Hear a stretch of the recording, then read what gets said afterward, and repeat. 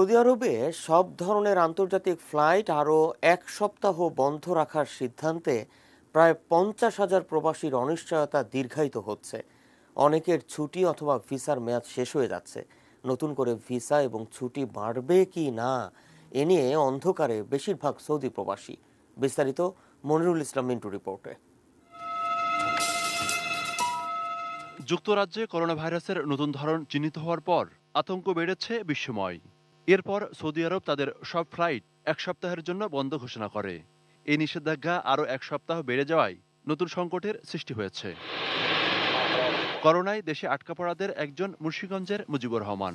প্রায় 13 বছর ধরে সৌদিতে কাজ করেন। বিমানের ফিরতি টিকিটও কনফার্ম ছিল, কিন্তু সৌদি আরবে আন্তর্জাতিক বিমান চলাচল বন্ধ থাকায় দুশ্চিন্তা বাড়ছে।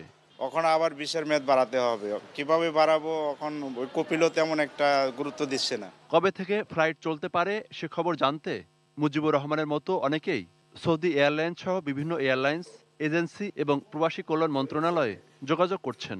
ভিসা মেয়াদ পরে আমাদের শেষ হয়ে আসতেছে, তো এই জন্য আমি তো মোটামুটি অনেক টেনশন আছি, যাইতে পারবো কিনা এর মধ্যে, না হলে তো আমাদের এখন অনেক সমস্যা হবে। জটিলতার মধ্যে মানুষ হয়রানির মধ্যে পড়তেছে। আজকে মানুষ ট্রাভেলসে গেলে দেখা যাচ্ছে তারা বলতেছে এখনো আমরা পাচ্ছি না সময়, কখন যাব বা না যাব। আমাদের দেশের সরকার ওই দেশের সরকারের সাথে বৈঠক করে যাতে আমাদের প্রবাসী যারাই আছে ভাইয়ারা সবাই যাতে সুস্থ হতে যাইতে পারি। রিক্রুটিং এজেন্সিগুলো বলছে এরই মধ্যে অনেকের ভিসার মেয়াদ শেষ হয়ে গেছে। মালিকরা নতুন করে ছুটি বাড়াচ্ছে না এমন সংখ্যাও কম নয়। প্রতিদিন 1 থেকে 1,500 লোক যেত, ওই হিসাবে 1 সপ্তাহ যদি হলে 7-8 হাজার লোক যেতে পারবে না। যদি 15 দিন হয় 15-20 হাজার লোক যেতে পারবে না। যখন ফ্লাইট খুলবে তখন যেন এই ভিসা চার্জ, এক্সচেঞ্জ চার্জ, এই চার্জগুলো যেন মকুব করে দেয়। প্রবাসী কল্যাণমন্ত্রী বলছেন সরকার পরিস্থিতি পর্যবেক্ষণ করছে। করোনায় আটকে পড়ারা যাতে পরবর্তী সময়ে সৌদি আরবে ফিরতে পারে সে উদ্যোগ নেওয়া হবে। ভিসা সংক্রান্ত ব্যাপার এটা কিন্তু ফরেন মিনিস্ট্রির ব্যাপার, এটা কূটনৈতিক ব্যাপার।